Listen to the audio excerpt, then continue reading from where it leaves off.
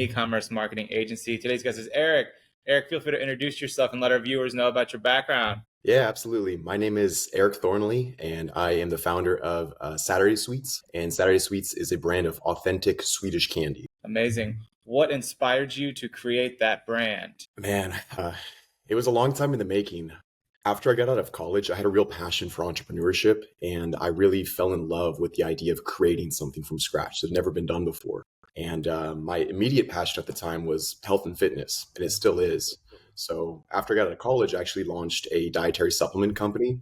But unfortunately, I launched that brand literally 3 days before the lockdown started in 2020. So that business was entirely derailed when the gyms closed, people stopped buying pre-workouts and protein powders, and it crushed the business. So as devastated as I went back to the drawing board and thought of like, what else do I care about? What else do I know something about? Where else do I see a gap in the industry where I could do something a little bit better? And me being half Swedish, I grew up eating this amazing Swedish candy my whole life when I'd visit my family in Sweden. It was always my favorite part of the trips. And I just kind of connected the dots and it checked all those boxes that I just mentioned. So in the fall of 2020, about 6 months after the supplement company failed, is when I launched the first version of Saturday Sweets. So it's been around for almost 4 years now. Amazing. Who do you feel is your ideal target audience for Saturday Sweet? It's a tough question because candy has such a high household penetration. 98% of households here in the United States actually buy and consume candy. So as much as we all need to kind of narrow down and identify that number one persona, with a product that's as ubiquitous as candy, it can be tough. Now, that being said, there are a few personas of people that I see frequently buy Saturday Sweets and who it could be targeted for. One in particular could be that person that's looking for better for you options of candy compared to the traditional gummy worms and gummy bears. All of our candy is GMO free. There's no high fructose corn syrup, no gelatin, no trans fat. A lot of it's naturally colored, plant-based, gluten-free. The list goes on and on. But most importantly is that it tastes incredible. So when you have somebody that's looking for those better for you options, which is something that I'm personally extremely passionate about too, it's a great alternative to the really low quality candy that we're so used to here in the States. On top of that, like I mentioned, I have a huge interest for health and fitness. I'm really into the bodybuilding style lifting. So you'll catch me snacking on a few pieces of candy before a workout. So I share with a lot of my friends at the gym and they do the same thing. Or even like the mother that's shopping for her children, who wants to give her children a nice little sweets treat and not feel as guilty about it with all of the fake stuff that's in American candy these days. 100%, 100%. You've kind of touched on this briefly, but what makes you different or better than your competitors? Yeah, so it's candy. It's tough to be revolutionary in candy, I think. Yeah. I mean, when you're talking about recipes of products, like everything's been done, every shape, every flavor has been created already. So it's really hard to do something unique. Now, that's what's so cool about Swedish candy is that Saturday Sweets falls into the spectrum of like the better for you category of products because does have some cleaner ingredients than traditional American candy. But the most important value proposition that I share with people outside of the nutritional benefits, because at the end of the day, realistically, nobody really cares how much better it is for you if it tastes like trash. That being said, the number one value proposition I share with people is that it's the best tasting candy that you'll ever try. Now, I know it's a big statement, but it's backed up. Swedish people in general, they eat the most candy per capita out of anybody in the world. They've been perfecting their crafts for a long time, and this is no different. So a good example I like to share to help people kind of grasp what that means and compare it to something is how Mexican Coca-Cola comes in a glass bottle. It's made with real sugar. It doesn't have the fake coloring. And when you taste that first sip out of that glass bottle, you're like, wow, this is so much better than the American Coca-Cola that we have, which is loaded with high fructose corn syrup.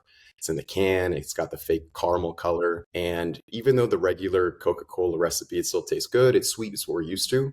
When people realize there's a better version of something that they love out there, they just haven't discovered it yet. It's this aha moment that you can see on their faces. And I see it all the time with my Swedish candy, because as much as we love our gummy bears, our Trolli, our Sour Patch, there is a better quality candy out there that's made with better ingredients and tastes a lot better too that people just aren't aware of yet. Amazing. What is your best-selling product? My best-selling product right now is our sour skulls. Now, I'm unfortunately sold out of them, but the skulls have been a top seller because they got the really strong sour punch to them, and they also come in four Hmm. flavors per bag. I would say the next best seller after that would be our mini dummies right here, and it's a similar kind of Hmm. style of candy where you get a whole bunch of flavors all mixed in one bag, and not quite as sour, but it's just strong fruit flavors. But my personal favorite is the sweet strawberry. I got a big sweet tooth, so these big strawberry pieces are my favorite. So that was going to be my next question. So there we go. I was going to say, what is your favorite? So that's great. Yeah.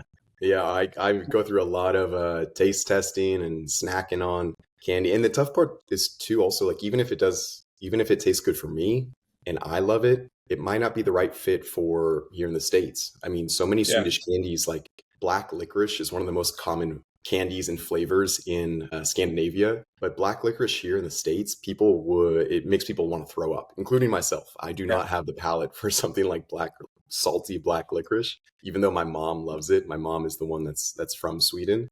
So you got to kind of understand, like, you got to take the inspiration and ideas from Sweden, but then also put my own twist on it to make sure it's something that's suitable for the American marketplace here, that I could really predict it performing well with this type of demographic. That's definitely fair. I feel like you either love black licorice or you hate it. Like there's no in between, right? You're not going to Yep. just kind of like it. And if So it's not the wow, salty black licorice that gets you, it'll be the Swedish herring, which is a pickled fish that comes in a jar. And man, that one requires a refined palate as well, I'll tell you. for sure, for sure. What is the future plan for yourself and Saturday Sweets? There's some really exciting things on the horizon for Saturday Sweets. Actually, it's crazy timing. The biggest thing I have going on right now is I finished filming a business TV show that's airing on Amazon Prime next week. Oh, And Saturday Sweets it's myself competing with other entrepreneurs on a TV show. So you'll see me and Saturday Sweets on that, and I'm hoping that's going to bring some exposure and attention to the brand to be on a big definitely. nationwide What's the name of streaming the service. show? It's called 60 Day Hustle. 6 A Hustle. Yeah. Awesome. It's a Let brand our new viewers know to watch series. that. Great. Awesome. Yeah. So Is I'll your be on website there. ready for all the traffic? Is it ready? It's the technical side of the website thing. It's not one of my strong points in all Yeah. transparency, but the website's up there. It's ready to go. And I'm really excited to see what kind of momentum that turns into, if anything at all.